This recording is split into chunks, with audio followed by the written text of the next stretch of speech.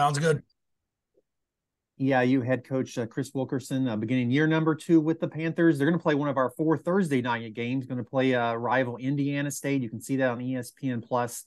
It's at 6 Eastern, 5 Central. Coach, just some thoughts on your team now that preseason camp is over, heading into this first game. Yeah. Thanks for having us, Kyle. Super excited.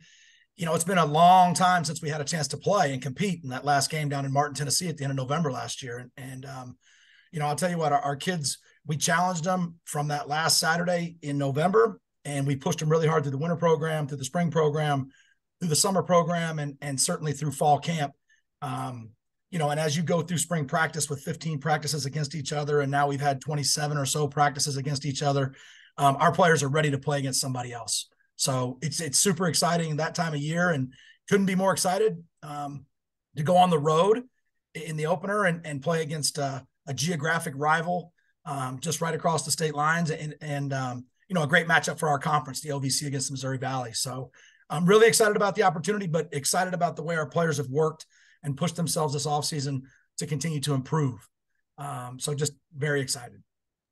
All right, Coach, we'll go to some questions. I know Dan has some first. Dan, you're up. Whatever you got, fire away. All right. Well, good morning, Chris. Good morning, Dan.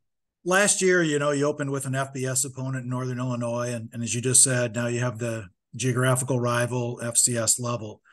Do you prefer one over the other? And if not, what are the pros and cons of FBS or FCS opener? No, I think, for us, it's certainly good to be able to stay in our geographic footprint in our non-league games.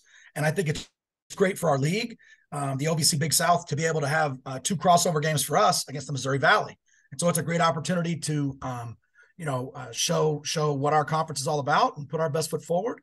We're trying to better our brand, and I feel so good about the leadership and the future of the OVC Big South with the additions that we've made and the long-term stability of the league. And so, now it's about getting on the field and trying to prove those things. But very, very excited about the opportunity. As far as the FBS schools, we're going to play FBS schools every single year. That's just part of it. And, this year it just happens to be week number 2. And, then in 25, it'll be actually the last game of the season.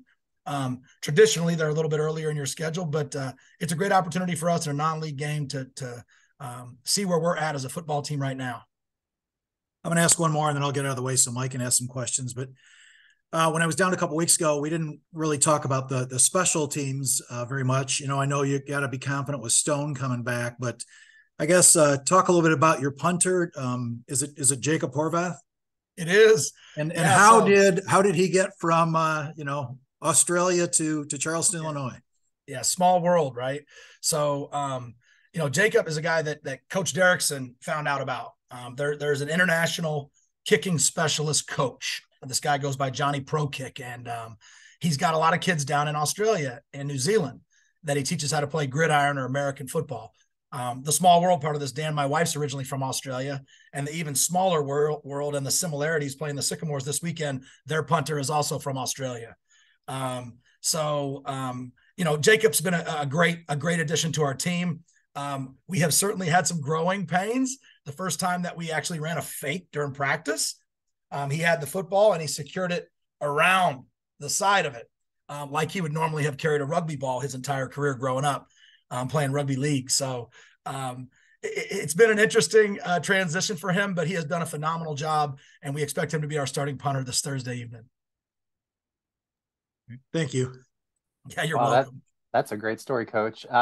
We're going to go to Michael Terrell here. He's from Red Shirt Sports. He's got some questions for you too. Sounds good. Thanks for coming, Mike. Good morning, Chris. Morning. Can you hear me okay? Yes, sir. All right. Thank you. Hey, I noticed at media day, you talked about strength and conditioning this season over last season.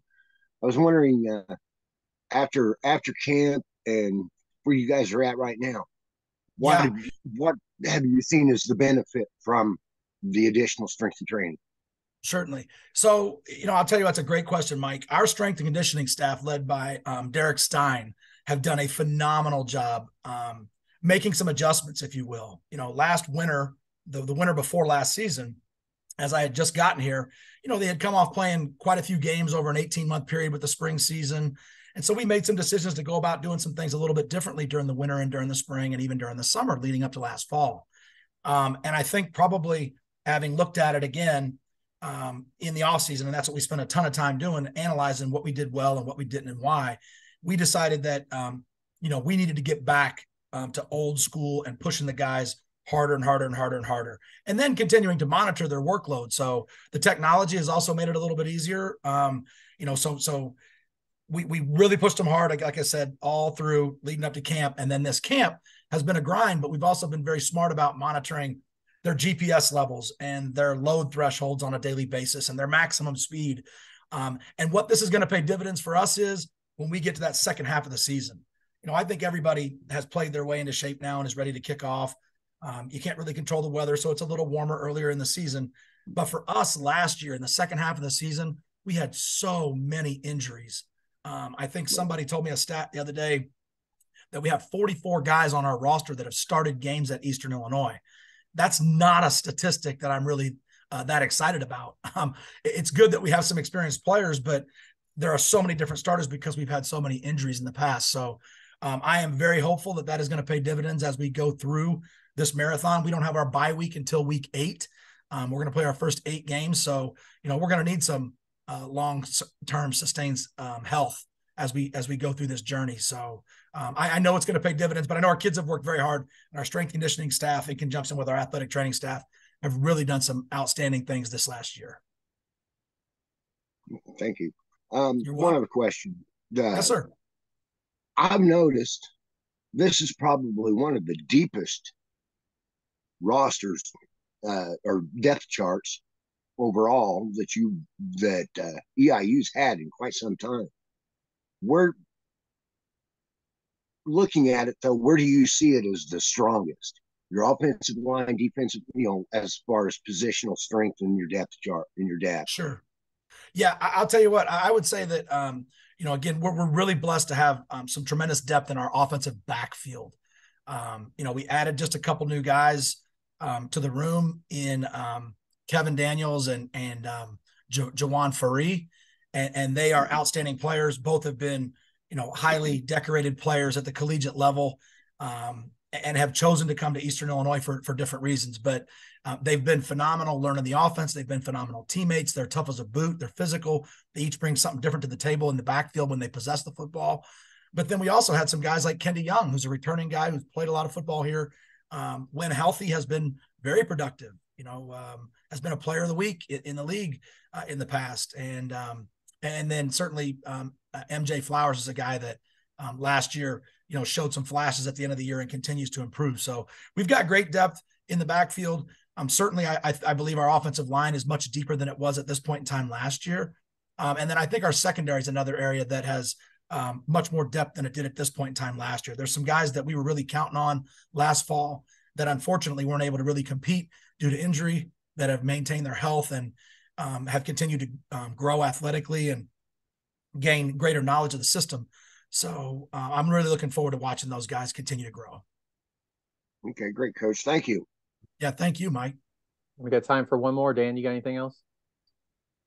I guess just real quick, we talked about Stone a little bit, but I've always contended that kickers are kind of like relief pitchers. It's year to year. But having said that, what gives you the confidence when Stone lines up? Oh, so I have the utmost confidence in Stone. He's an amazing person. He's unlike any other specialist or kicker that I've been around. He lives with the offensive line in what we call the hog house. He is an intellectually curious guy, probably the team comedian. He's a joy to be around. I had the captains over for dinner last night, and Stone can carry the conversation at any point in time on pretty much any subject. He is an avid skydiver. His dad has almost 2,000 jumps, and Stone he's engaged now, and he has talked about his fiance will at some point need to jump with him. So he's an interesting guy, and like I said, you're right. It is, every year is unique, but he's had a great preseason, and I know every time he trots out there, I know that his head's in the right place, and so we have the utmost confidence in him. But he's an awesome guy to be around.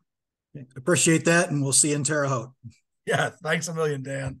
Coach, appreciate your time this morning. Best of luck Thursday. We'll talk to you again next Tuesday. Thanks again, guys. Thanks for everything. See you later.